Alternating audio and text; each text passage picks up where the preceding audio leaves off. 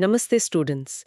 आज हम इतिहास के एक बहुत ज़रूरी विषय को समझेंगे, राष्ट्रवाद और साम्राज्यवाद यानी नेशनलिज्म एंड इम्पीरियलिज्म। हाँ, ये जो चैप्टर है यूरोप में राष्ट्रवाद का उदय, उसका ये आखिरी हिस्सा है और सच कहूँ तो शायद सबसे उलझा हुआ भी। बिल्कुल। और कई स्टूडेंट्स को ये टॉपिक थोड़ा मुश्किल और ड्राई लगता है। हाँ, क्योंकि इसमें बहुत सारी चीज़ें एक साथ आ जाती हैं। हाँ, बहुत सारे देश, बहुत सारी घटनाएं, लेकिन चिंता की कोई बात नहीं। आज हम इसे बिल्कुल स्टेप बाय स्टेप समझेंगे जी, ताकि सारे कनेक्शंस साफ हो जाएं। हमारा मकसद सिर्फ एग्जाम की तैयारी करना नहीं है, बल्कि ये समझना भी है कि कैसे एक अच्छा विचार, मतलब अपने देश से प्यार करने का विचार, इतना खतरनाक बन गया कि उसने पूरी दुनिया को पहले विश्व युद्ध की आग में झोंक दिया। बिल्कुल, तो चलिए शुरू करते हैं। जी।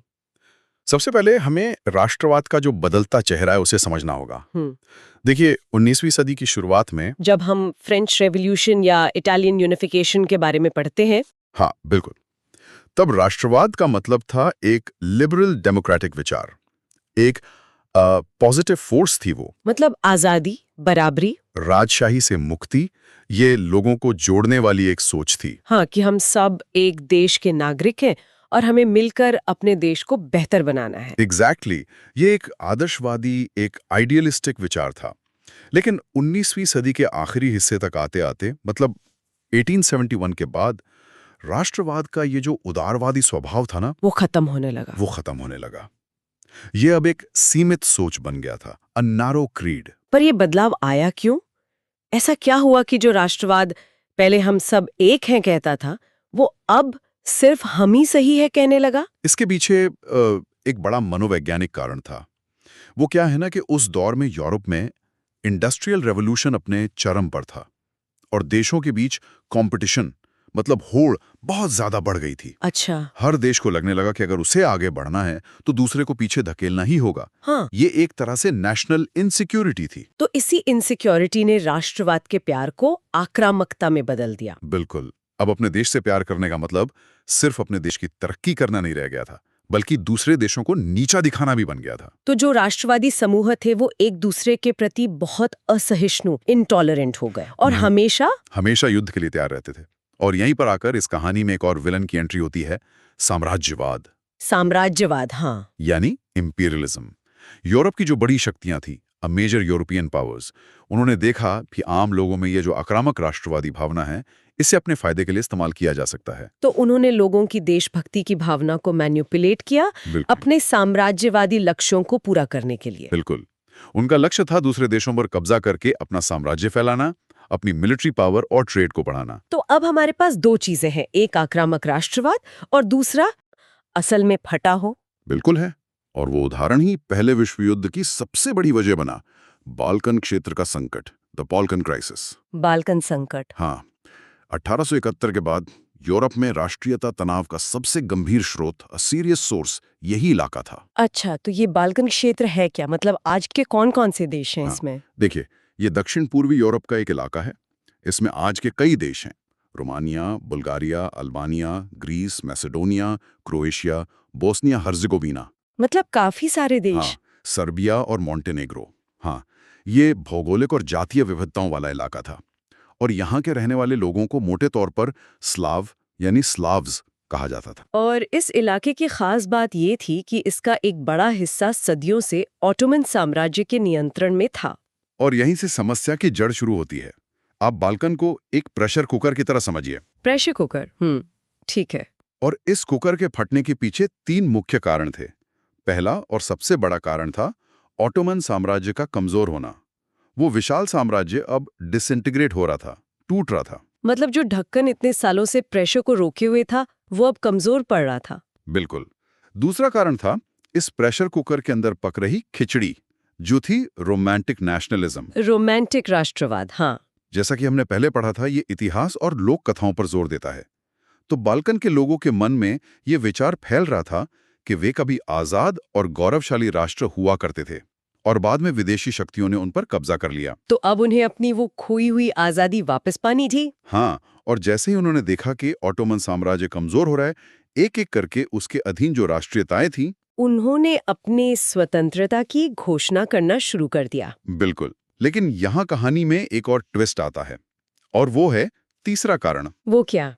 जिस रोमांटिक राष्ट्रवाद ने उन्हें आजादी के लिए लड़ना सिखाया, वही अब उन्हें एक दूसरे का दुश्मन बना रहा था। ये तो बड़ी अजीब बात है। ऐसा क्यों? क्योंकि हर नया आजाद हुआ बाल्कन देश अपने गौरवशाली इतिहास को फिर से बनाना चाहता था। सर्बिया को ग्रेटर सर्बिया बनाना था, बुल्गारिया को अपनी पुरानी सीमाएं चाहिए थी। सब अपनी अपनी एम्बिशंस को पूरा करना चाहते थे। हाँ, और समस्या ये थी कि इन सब के गौरवशाली इतिहास की सीमाएं एक दूसरे से टकराती थीं। अच्छा, तो एम्बिशंस भी टकराने लगे। बिल्कुल, मतलब आजाद होने के बाद वो एक दूसरे से ही बुरी तरह जलने लगे, फियर्सली जेलस हो गए।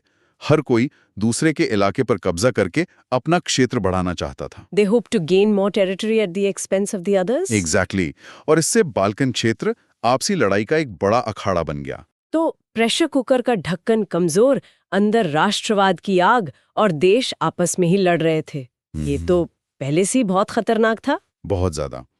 और मैं शर्त लगा सकता हूं कि आप अंदाजा लगा सकती हैं कि इस आग में घी किसने डाला होगा। यूरोप की बड़ी शक्तियों ने? The big powers. बिल्कुल। रूस, जर्मनी, इंग्लैंड, ऑस्ट्रो हंगरी, इनके आने से स्थिति और भी खराब हो गई। उन्होंने इस प्रेशर कुकर पर ऊपर से और वजन डाल दिया। इन बड़े शक्तियों का वहां क्या काम था? उनके अपने क्या इंटरेस्ट्स थे? देखिए, ये एक शतरंज की बिसात जैसा था और बाल्कन उसके मोहरे थे। हर बड़ी शक्ति का अपना एक एजेंडा था। जैसे? रूस को लीजिए, वो पैन-स्लाविज्म की नीति पर चलता था। वो खुद को दुनिया के सारे स्लाव लोगों का, खासकर बाल्कन के स्लाव लोगों का रक्षक मानता था। पर उसका असली मकसद तो कुछ और होगा। हाँ, असली मकसद था गर्म पानी के बंदरगाहों तक अपनी पहुंच बनाना। और ऑस्ट्रो हंगरी? वो तो बाल्कन का पड़ोसी था, बिल्कुल, और उसे सबसे ज्यादा डर सर्बिया से था। उसे डर था कि सर्बिया का बढ़ता हुआ राष्ट्रवाद कहीं उसके अपने साम्राज्य में रहने वाले स्लाव लोगों को भी बगावत के लिए न भड़का दे। तो वो सर्बिया को रोकना चाहता था, किसी भी कीमत पर।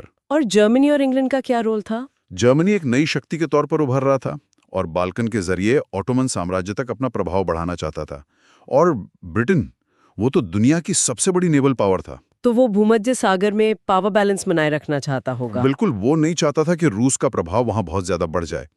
तो मतलब हर कोई बाल्कन क्षेत्र पर अपना नियंत्रण बढ़ाना चाहता था और दूसरे को वहां से दूर रखना चाहता था। ये तो एक क्लासिक पावर स्ट्रगल है। हाँ, और इसी पावर स्ट्रगल की वजह से उस क्षेत्र में लड़ाइयों की एक पूरी श्रृंखला शुरू हो गई, अ सीरीज ऑफ वॉर्स।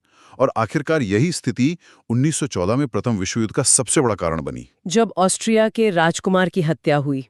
हाँ, जब उनकी हत्या बोस्निया में एक सर्बियन राष्ट्रवादी ने की, तो इस प्रेशर कुकर का ढक्कन हमेशा के लिए उड़ गया। Nationalism aligned with imperialism led Europe to disaster.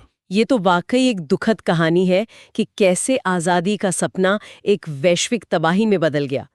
पर जब यूरोप खुद को राष्ट्रवाद की इस आग में जला रहा था, तब दुनिया के उन हिस्सों में क्या हो रहा था जिन्हें यूरोप ने अपना उपनिवेश बनाया हुआ था? ये एक बहुत ही महत्वपूर्ण सवाल है, क्योंकि कहानी यहाँ खत्म नहीं होती।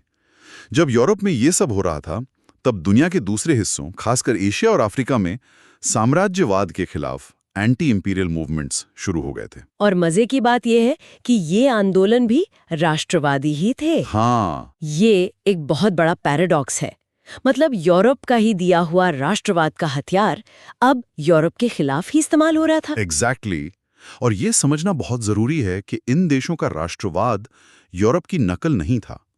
हर देश ने अपने तरीके से अपनी एक खास किस्म का राष्ट्रवाद विकसित किया। भारत का ही उदाहरण लें तो यहाँ राष्ट्रवाद सिर्फ अंग्रेजों को देश से बाहर निकालने के लिए नहीं था। ये भारत की अपनी विविध पहचानों को एक राष्ट्रीय एकता के सूत्र में पिरोने के लिए भी था। बिल्कुल सही। हमारा राष्ट्रवाद साम्राज्यवाद के अनुभव से पैदा हुआ था। A sense of collective national unity forged in confrontation with imperialism. ये सभी देश स्वतंत्र राष्ट्र राज्य, इंडिपेंडेंट नेशन स्टेट्स बनना चाहते थे। और धीरे धीरे ये विचार पूरी दुनिया में नेचुरल एंड यूनिवर्सल मान लिया गया। हाँ, कि समाजों को राष्ट्र राज्यों में ही संगठित होना चाहिए। चलिए, ये तो हमने पूरा टॉपिक समझ लिया। अब इसे एग्जाम के पॉइंट ऑफ व्यू से देखते हैं। हाँ, ये जरूरी है। बाल्कन संकट पर बोर्ड एग्जाम में अक्सर सवाल आता है ना? 3 या 5 नंबर का। हाँ, बिल्कुल आता है। सवाल कुछ ऐसा हो सकता है, Why was the Balkan region the most serious source of nationalistic tension in Europe after 1871? Explain. तो इसका जवाब कैसे लिखना है? पॉइंट्स में। सबसे अच्छा तरीका है पॉइंट्स में लिखना। सबसे पहले बाल्कन क्षेत्र का एक छोटा सा इंट्रोडक्शन दे कि ये कौन-कौन से देशों का इलाका था और यहाँ स्लावो लोग रहते थे जो ऑटोमन साम्राज्य के अधीन थे। ठीक है, इसके बाद? इसके बाद आपको वो 3 मुख्य कारण लिखने होंगे जो हमने अभी डिस्कस किए। पहला पॉइंट, ऑटोमन साम्राज्य का टूटना। दूसरा पॉइंट, रोमांटिक राष्ट्रवाद का फैलना। और तीसरा पॉइंट, नए आजाद हुए बाल्कन राज्यों की आपसी जलन और होड़। और अपने जवाब को पूरा करने के लिए बड़ी शक्तियों, द बिग पावर्स की भूमिका को समझाना बहुत जरूरी है। आपको बताना होगा कि कैसे रूस, जर्मनी, इंग्लैंड और ऑस्ट्रो हंगरी ने अपने अपने फायदे के लिए इस क्षेत्र में तनाव को और ज्यादा बढ़ाया। बिल्कुल। और अगर अपने उत्तर को इस लाइन के साथ खत्म करते हैं कि इस तरह बाल्कन क्षेत्र में तनाव प्रथम विश्व युद्ध का कारण बना, तो आपको पूरे नंबर मिलेंगे। ये एक की पॉइंट है जिसे परीक्षक, एग्जामिनर ढूंढता है। ठीक है।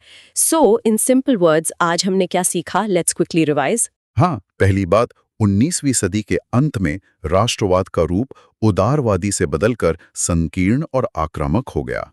दूसरी बात, यूरोप की बड़ी शक्तियों ने इस आक्रामक राष्ट्रवाद का इस्तेमाल अपने साम्राज्यवादी लक्ष्यों यानी इंपीरियलिस्ट एम्स के लिए किया। और तीसरी और सबसे जरूरी बात, इस डेंजरस कॉम्बिनेशन का सबसे बड़ा उदाहरण बाल्कन क्षेत्र था, जहां के तनाव ने आखिरकार प्रथम विश्व युद्ध को जन्म दिया। एकदम साफ हो गया। अच्छा, क्लास खत्म करने से पहले एक सवाल पर जरूर सोचिएगा। बताइए। हमने पढ़ा कि राष्ट्र राज्य, द नेशन स्टेट का विचार पूरी दुनिया में स्वाभाविक और सार्वभौमिक मान लिया गया। ये 20वीं सदी की हकीकत थी। हाँ, कि हर समाज को एक नेशन स्टेट में ही संगठित होना चाहिए, जिसकी अपनी एक तय सीमा, एक सरकार और एक पहचान हो। पर आज की दुनिया के बारे में सोचिए।